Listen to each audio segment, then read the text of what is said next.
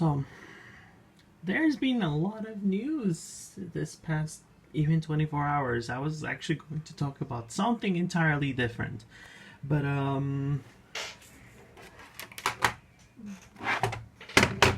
we're back at it again.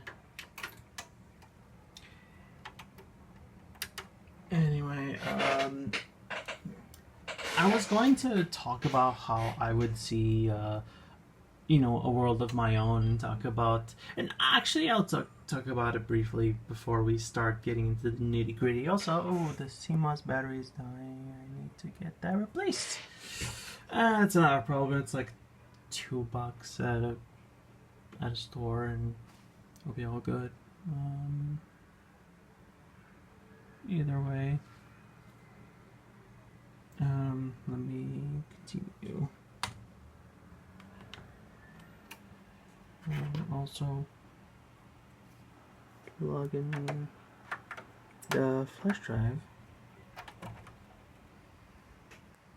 Okay, continue.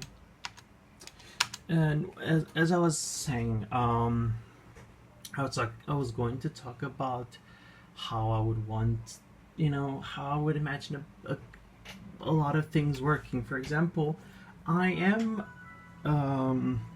a supporter of the idea of universal basic income, where everyone gets paid money just for existing, pretty much.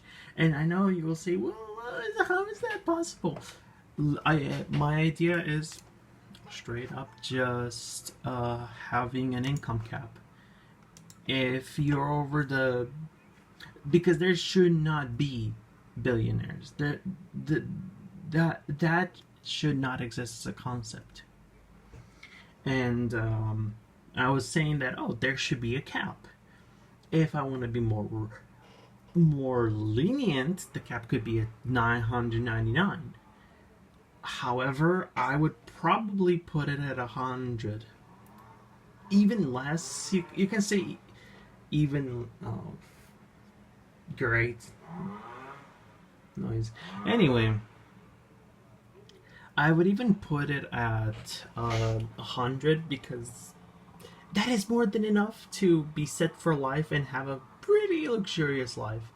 And if you go over that 100 million, unless you're investing it into a project, for example, an artist investing it into an album, or a movie studio investing into a movie's production, they shouldn't get to keep any of it. And it should be redistributed towards a fund that will make this universal basic income happen. And I know that is something that is going to be hard to implement. And that's the thing, we need to make it happen. Because the truth is that, there is like very questionable morality towards whether billionaires should even exist. Because, billionaires are usually the enemies, and trillionaires especially. They're the enemies of the people. And I know there's nuance to this. Like, I will have to be the one to say it.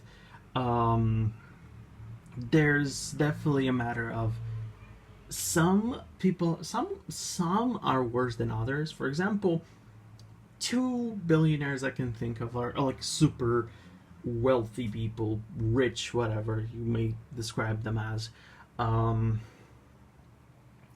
Let's take Rihanna, for example, and let's take Elon Musk. Out of these two, only one of them you would actually consider a threat. And it's not Rihanna. And I also believe that if you were to ask the two of them to cap their money at 100 million, sorry, I think Rihanna would have, and you say this is for this is for humanity to live a better life, and it's going to help humans. I think Rihanna would say, you know what? Sure, I have, invested into helping my homeland, do better and the people there to thrive.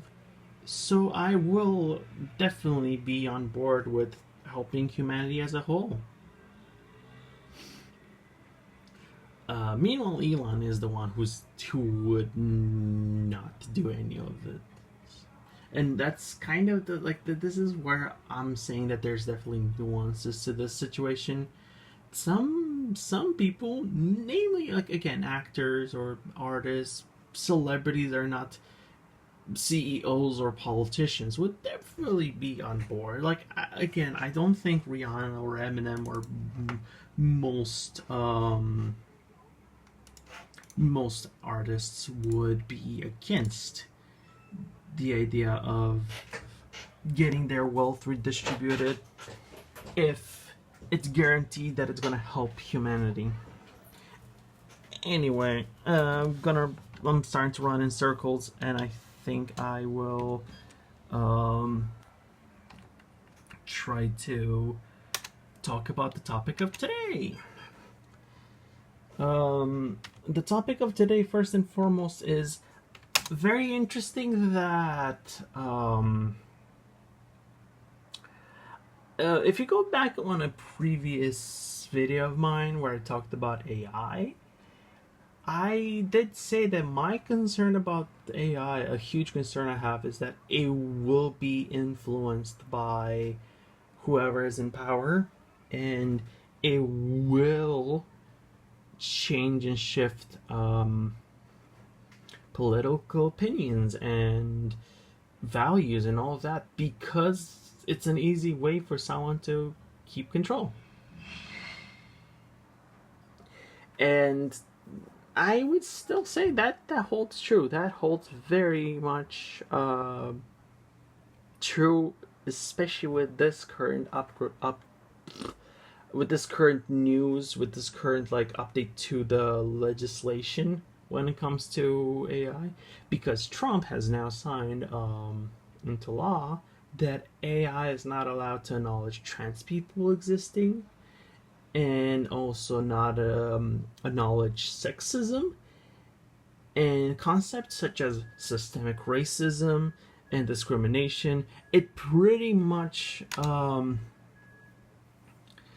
makes it so that AI cannot acknowledge discrimination of any type, and not even like acknowledge that, hey, some people are victims of discrimination, and you know, the only way to establish equality is by helping those communities live and thrive. Yes, I'm also installing Windows Longhorn because I don't really have much to do with the Optiplex for the time being. I'm trying to think what I can do. I might install Linux. I might connect it to the internet like once I get okay.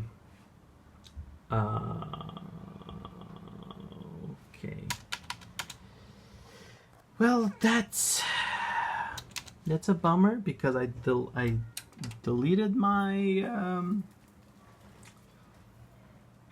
my install of Vista. It's fine. I can just like do that again.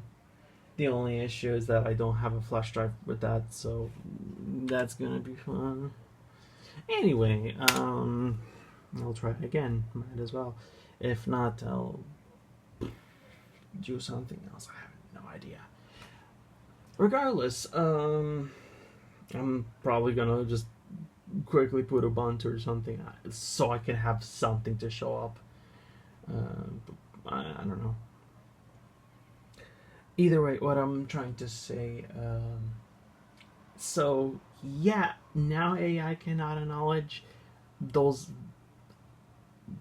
facts of reality, those parts of the world that we live in. And why? Because now they don't want now the politicians and those in power do not want that to be acknowledged. They don't want the world to be aware of it.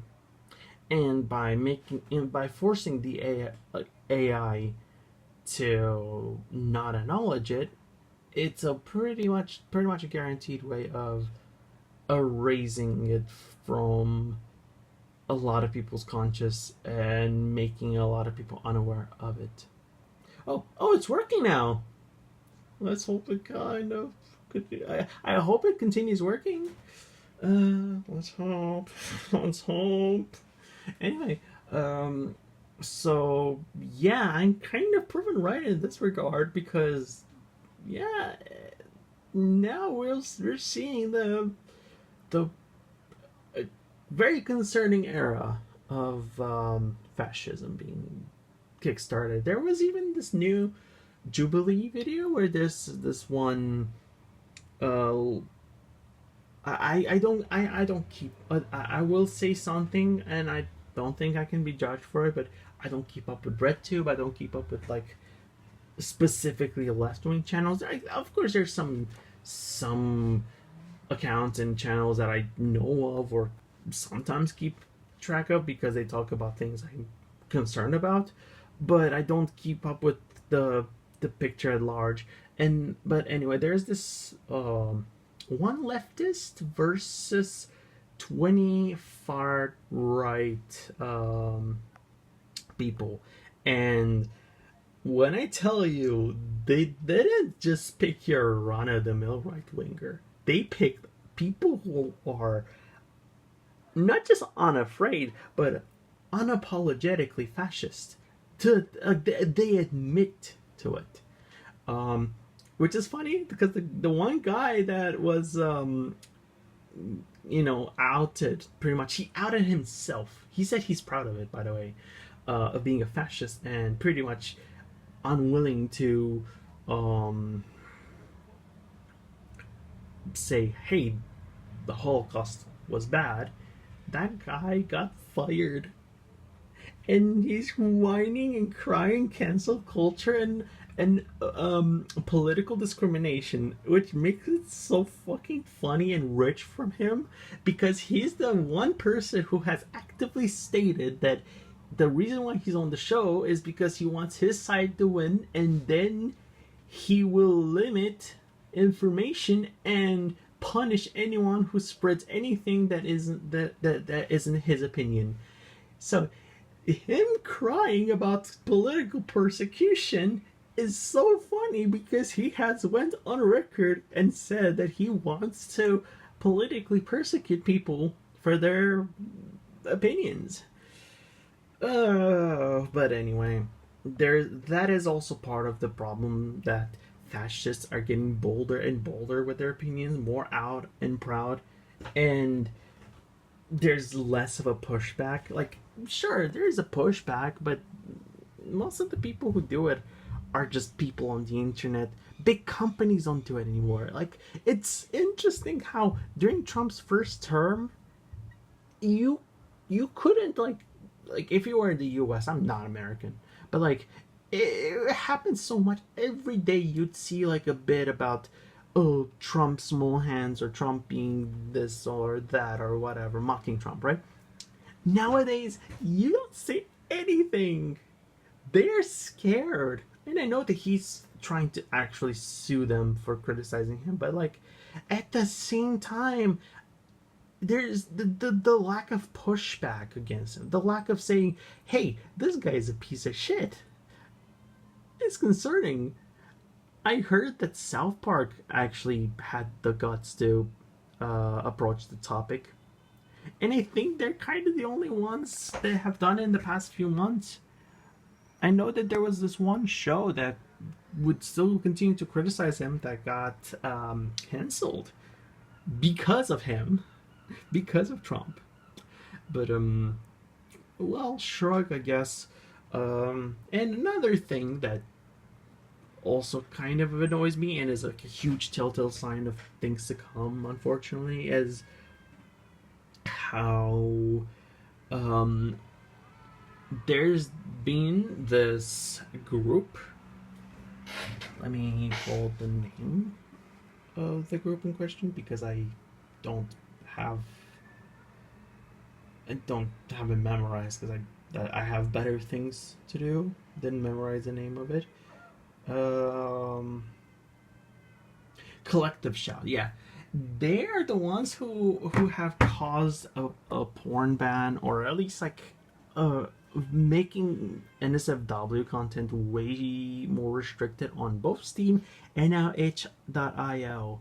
And this is a concerning precedent. This Everything I've said thus far, and also the UK the UK Safety Act that is supposed to be a think of the children and let's protect the children act, but the truth is, it's just the way to have surveillance is kind of a concerning sign for the world and the internet and just everything, because on one hand, there's huge restrictions now. There's going to be huge restrictions on um, NSFW content.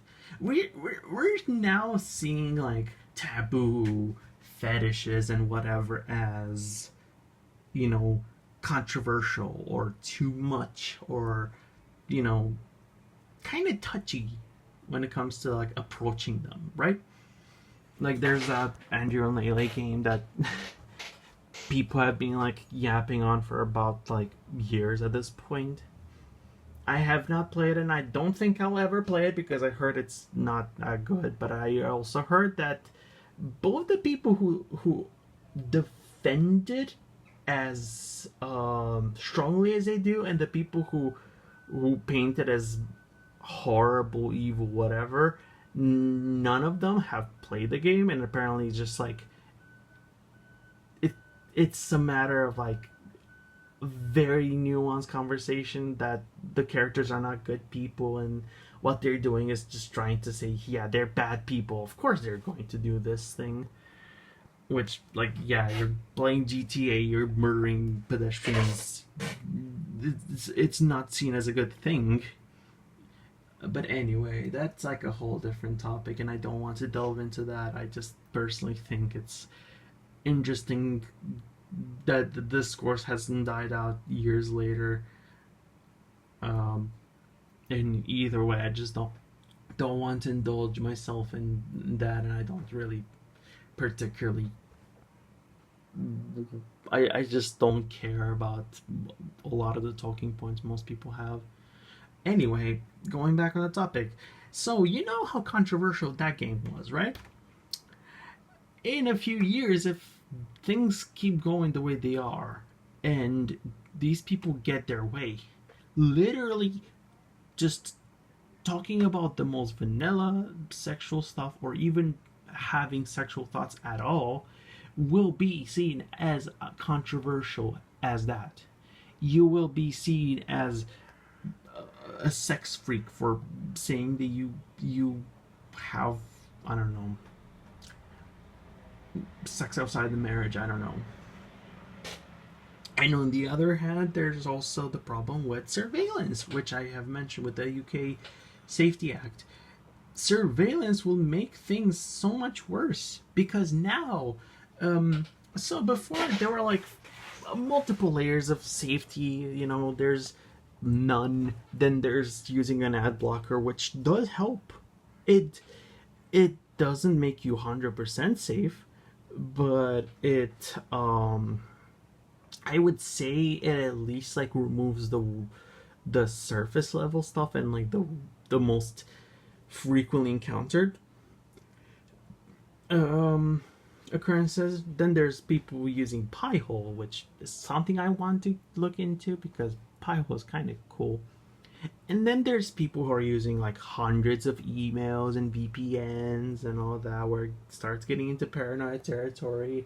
And then there's, from that point, it's getting increasingly paranoid to the point of like either going off the grid completely, or and social isolation and everything, or living in such a state of paranoia where you pretty much just like have this fear taking over you. Anyway, as I was saying, the problem is that if this passes, like if this becomes a worldwide thing where you have to give your government ID to access the internet at all, not even just like access adult sites. No, this is like a matter of accessing anything whatsoever. You will end up in a situation where a lot of people will not want that, obviously, so they will have to not use the internet. Uh, the only options are going to be you either have to be okay with being surveilled or you have to go off the grid entirely. Maybe not to the level of being isolated from society, but being off the grid in the way of barely using the internet, if at all, and kind of sticking to being offline entirely, which is, you know, if we were in 2005, 20 years ago, yeah, being completely offline was still fine, still normal. A lot of people, even young people, would do it. However, like 1995, if you were offline, you were probably the norm. You know, like the average person still didn't care too much about the internet. 2005, it was still very much doable, and a lot of people were completely offline, no internet. 2015, it was already very difficult because by that point, the online world pretty much has become one with the real world. But let's say maybe there was a way still, even at that point. However, now it's impossible because I genuinely think that if you are off the grid and they cannot find any data on you, you may become unhireable, unemployable. Um, People in social situations might see you not having social media as a red flag. I'm not saying everyone will, I'm not saying it's a must. Maybe even employers might see it as such.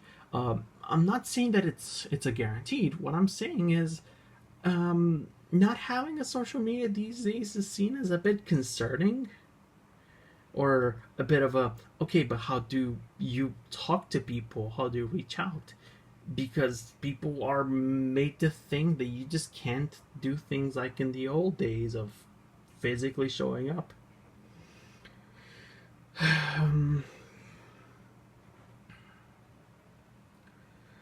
But yeah, it just kind of sucks that now that, like, if that happens, there's only going to be just being off the grid, or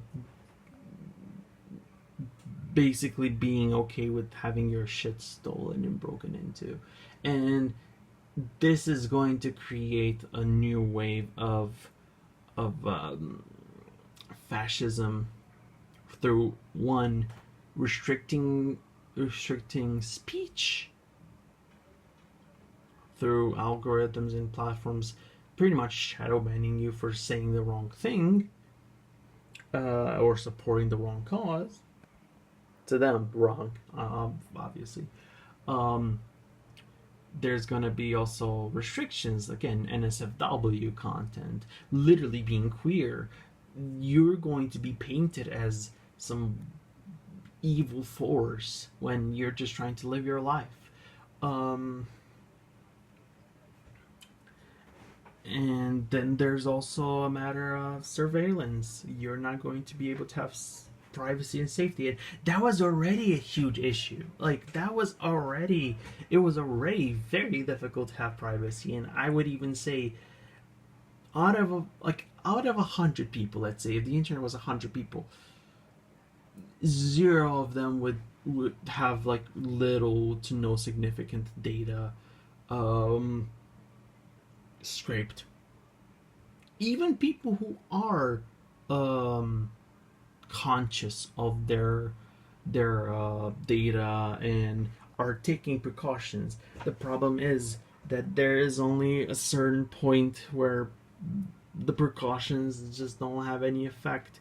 And I think it's particularly fucked that if you took someone from even from 2005, since we're going in like 20 years and decades and all that, if you took someone from 2005 and told them the tactics companies online use to keep you subscribed and try to force you to pay for something, they would be shocked.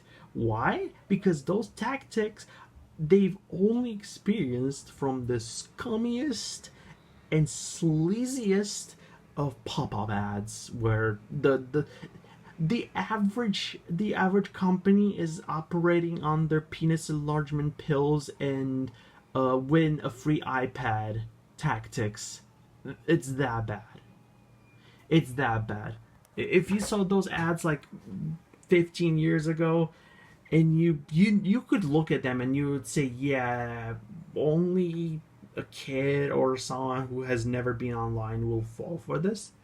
Yes, you are the millionth visitor, but now we have to be okay with every single company literally just making this into a normal thing, a normal occurrence, a thing to expect, really. Like, for example, I don't remember which company, but I know that there was this one company that had a subscription that were straight up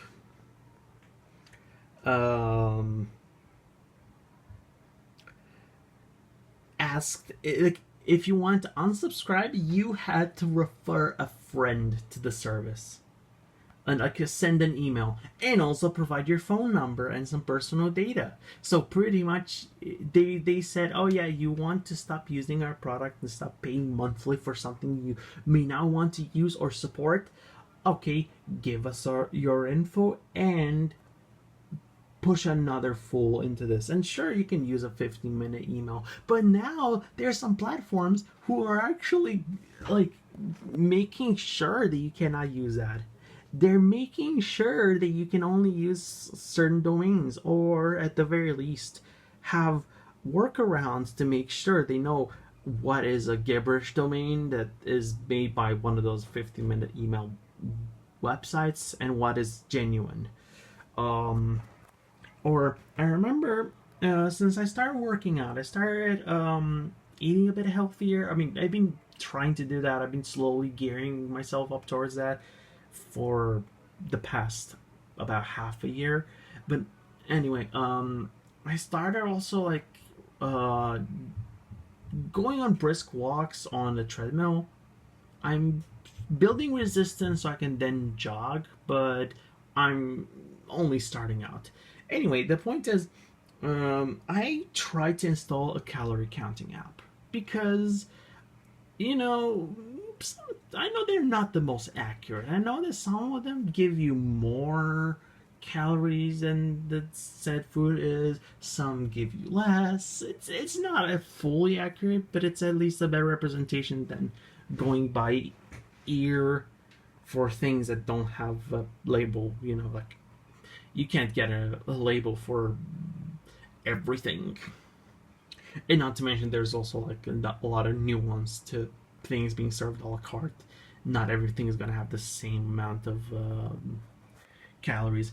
Anyway, but I am made to sign up, right? I have to give my info. Info which they will sell to advertisers. Info which they'll likely keep. You know, like weight, pre-existing conditions, and physical state. They can use that and sell it to healthcare providers. They can do that. I would actually recommend, if you want to get more insight into this, look for this channel that I sometimes like check out, Reject Convenience.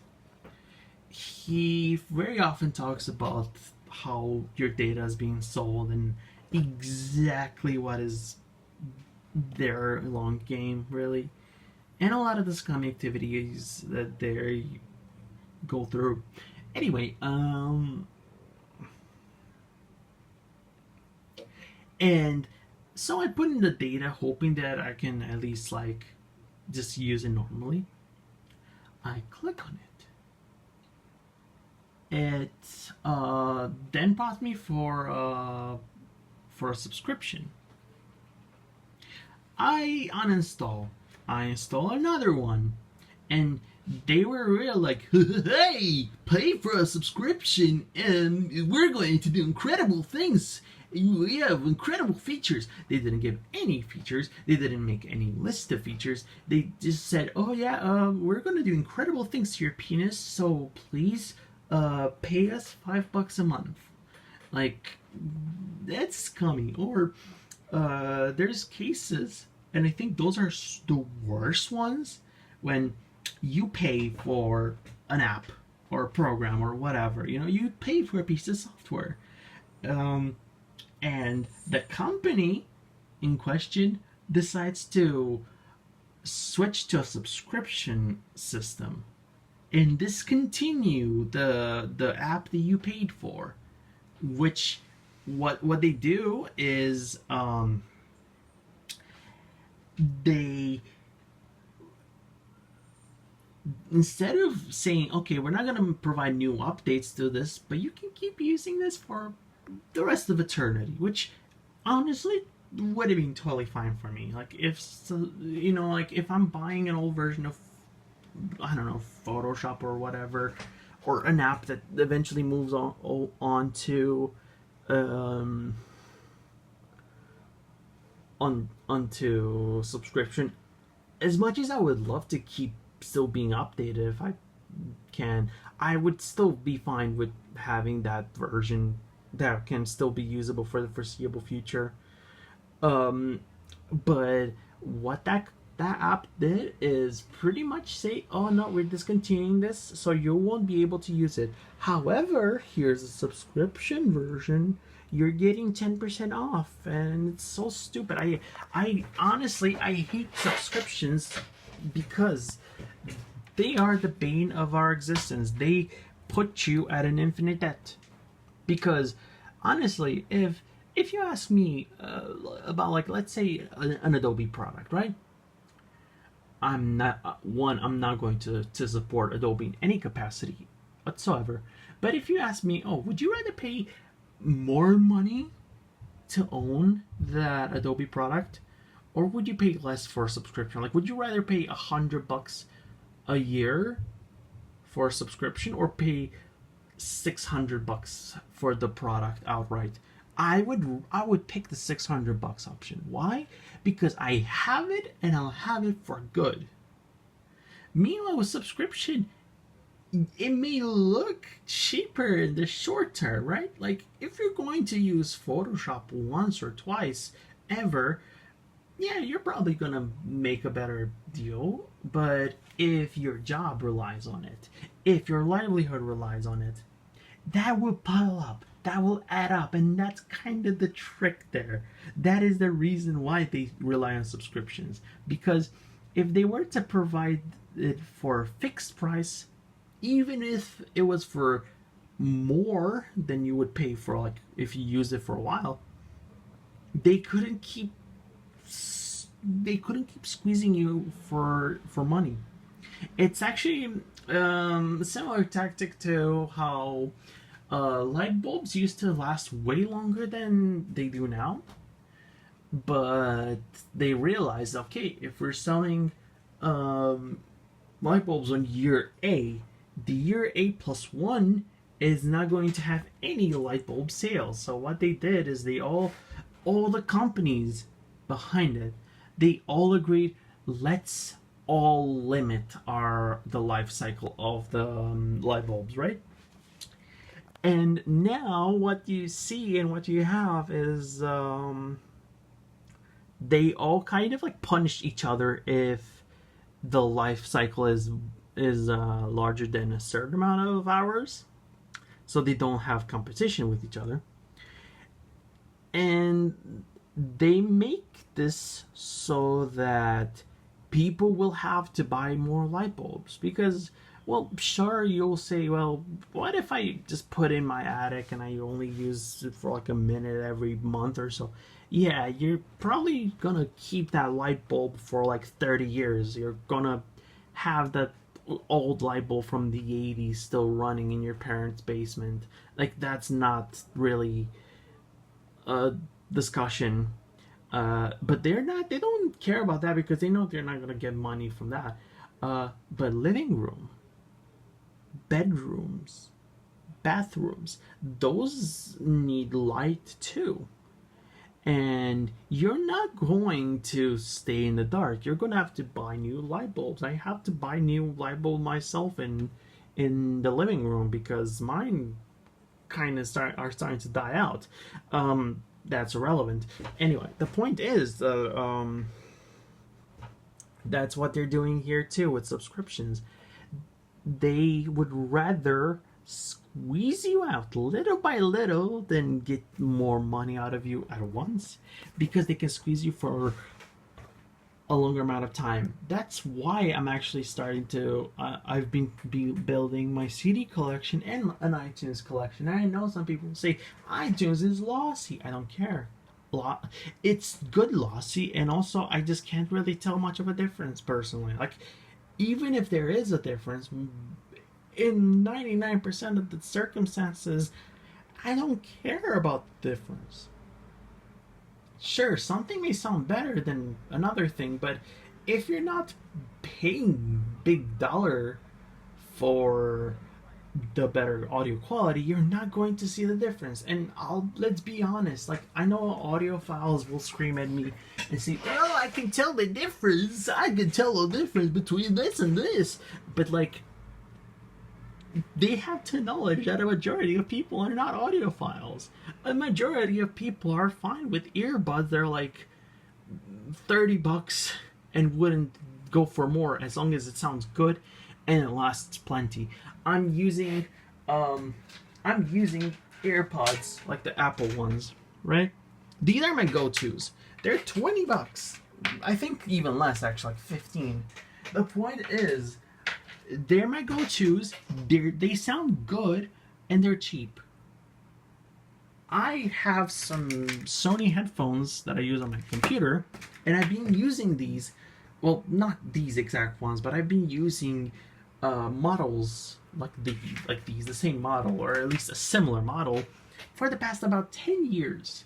Will I eventually move to like better quality headphones now that I'm in a better financial state? Yes, but I've been having these headphones since I think 2023 or maybe even 2022. They're still working, and I'm not going to buy new headphones until these ones break. And even then, even if I'm going to buy a pair of like something more high end, I'm still going to have another pair of these laying around, so in case those go or get bad, I'll keep using them. I had to swap a few of these headphones, but they're good, they're reliable, and sure, they don't have the same audio quality as, I don't know, some headphones plus DAC setup that cost like $20 million, but at the same time, it does the job. They sound good. They sound good enough for me to be able to tell like a difference between FLAC and non-FLAC on a blind test. But it's also like a very small difference that I don't care about. Like, I can hear it, but I don't care. And I don't think moving to a higher end audio device will change my mind. But anyway, the point is, going back to the music situation, because I kind of went off topic here. I'm buying music on iTunes. I have a pretty decent collection. And I have gotten to the point where I would call myself self-reliant when it comes to my music catalog. I have plenty of CDs right here. I would buy more of them, but I don't have any more room. My room is kind of full right now. I'm not going to show more of the room. It's a little bit of a mess. But my room is kind of full. If I had more room, I would buy more shelves and continue buying. However, since I've reached a limit, I'm mostly buying on iTunes these days. However, either way, regardless of where I buy, it's there and free, so I do keep my music. But anyway, going back to the topic at hand, I want to one day stop paying for Spotify. Like, my end goal is to not have to rely on Spotify. And you will say, well, isn't buying an iTunes album more expensive or almost as expensive as a whole month of Spotify? And the answer is yes. But let's put it this way. How much music do you listen to? Like, how much music do you listen to on the regular, as in like albums you go back to, or songs you go back to, like your playlist of regular rotation? I have in mind about 1,000 songs. It's a pretty big one. However, that's just me being a huge music fan. But a lot of people, most of you, I assume, don't even have that many songs in your playlists, right? So what I'm trying to say is, if you keep paying that amount just to hear the same amount of songs, right? You pay, how much is Spotify now, or Apple Music, or whatever? Let's average it to about $10 a month, right? I don't know. I think it's more now. And also, another thing you have to keep in mind: prices might increase, because Spotify has also said that they want to increase the prices. Anyway, but let's for simplicity's sake, let's keep it at $10, right?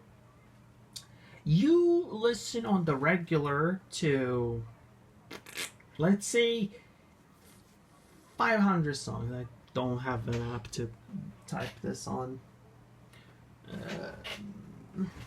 I'm not gonna. Let me see here.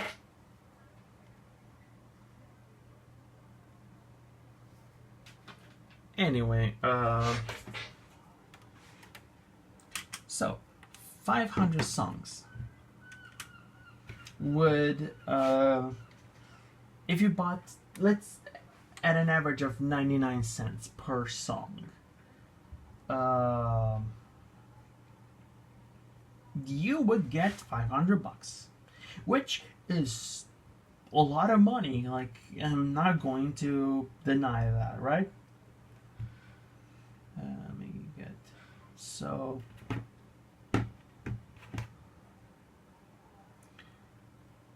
$500.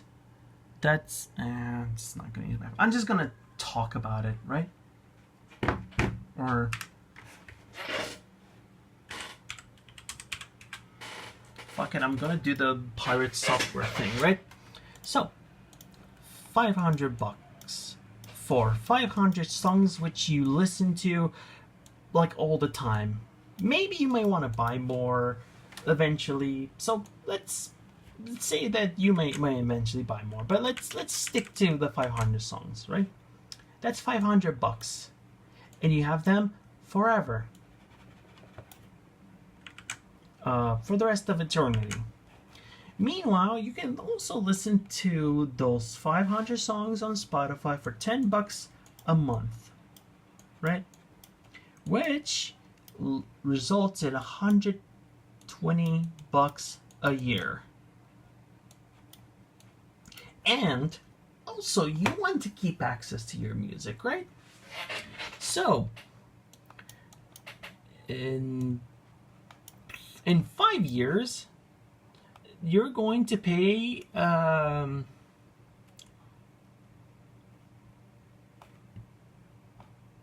you're going to pay about $600. I just want to make sure. So $600 for 5 years, just to listen to these 500 songs. But let's say you want to go for more. Let's say you want to increase your song. You listen to 10 new songs. Let's say you do add more music. Let's say you buy 100 more songs. That's $600, right? And you'll say, well, isn't that the same amount? Okay, that is very fair. let's say that you get fired. Job. You get fired. You have no more job. You cannot pay for Spotify. That means you lost all of this. However, if you buy your music, you still have access to this forever, even if you're completely offline, as long as you have the files. However, let's go back to the 600 bucks, right? This is again with the idea that Spotify stays $10 a month, right? Let's say first year it stays like that, but what if next year it becomes 11? That's going to end up I think 133. I haven't done the math in my head. I just going based off assumptions. I'm actually good with numbers, but I may be wrong about this one. Calculator. 11 times 12. Just want to make sure. Oh, 120. 32. Yeah, 132. Okay. 132. The next year it's going to be $12. 144. Pretty sure, at least. Gonna calculator, yeah. 12 times 12. I'm sure it's 144, but okay. All right. So, 3 years. It doesn't seem so appealing anymore because in those 3 years, you don't talk about $360. You're talking about almost $400. That is a lot. Now think that this keeps growing. It goes 13, 14, 15, 16. It does inflate more and more and more and more. You will end up paying for more. And keep in mind that streaming, if you want to keep access to your music, you have to pay it for the rest of your life. So if you're like me in your 20s, right? If you're a young adult, pretty much, you're going to have to pay this amount for, at the very least, 50 more years. 50 more years. If not 60 with the advancements of technology. Alright. So, with that out of the way, oh yeah, this is, please don't crash. Yeah, it's good. Good. So with that out of the way, you're not doing that fresh, right?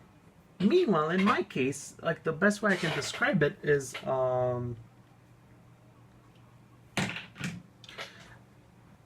in my case, I buy those 500 songs. I have more than 500 songs, but I spent a lot more money, right? But that's irrelevant now. I have those songs, and I have them forever. I don't lose access to them if I stop paying. I don't have to pay anymore. I don't have to pay a penny more to have access to this 500. I know I keep doing this. This looks probably a bit unhinged to some people, but those who know me know this is normal for me. I just tend to be a little bit unhinged. So, and you may say, well, I don't want to listen to the same 500 songs. Okay, how much more music are you gonna get? It's $5 per. You just add the $10. It's gonna be $5.10, $5.20. And sure, you will say, well, isn't that the same as increased payment every month on streaming?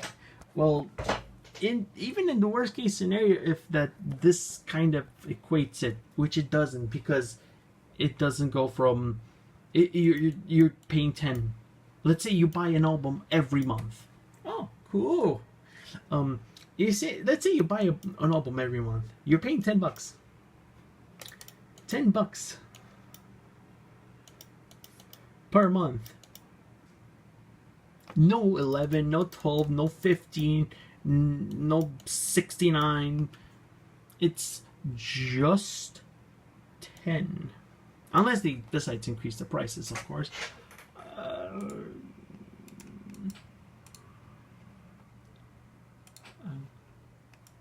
Let me see.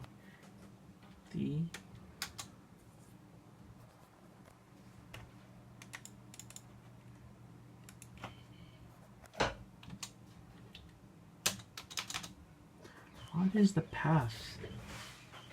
One sec, let me check here.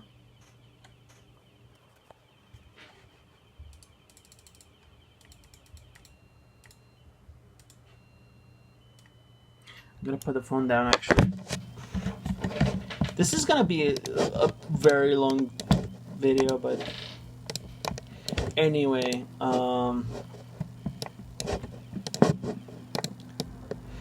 my point is that yes, you may be paying more in the short term.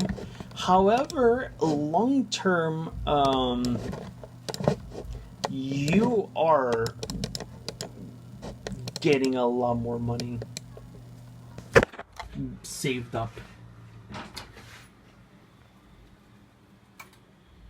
You are saving up big time by just paying for something, even if it may not look like it, even if it may be a bit daunting. Sometimes more is less. Sometimes more is indeed less, and that's something that you have to keep in mind. You won't be able to avoid this if you want music, but that's kind of the same situation as if you were to buy CDs. Even in the old world, I guess, you would still have to buy CDs, and CDs were typically about $15 per. That's how they still are, at least these days. Sure, you can get one at the thrift store. The thrift store I go to buy a lot of my CDs usually is like 99 cents each. So $1. I'm gonna do this for simplicity. 0.99. And that's still like 10 albums for $10. So that's why I would also say look for CDs if you don't want iTunes. Check out Bandcamp for indie artists if what you're seeking out is something that is not the big popular stuff. You have more options. But anyway, everyone, just please stay safe out there. Make sure that you know what you're doing and you keep, speaking up about what's right.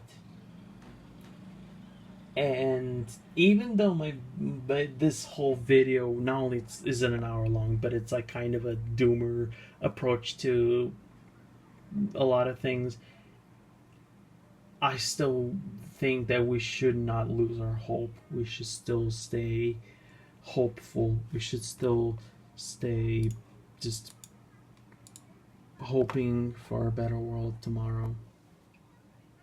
Because if we lose hope, we're letting them win.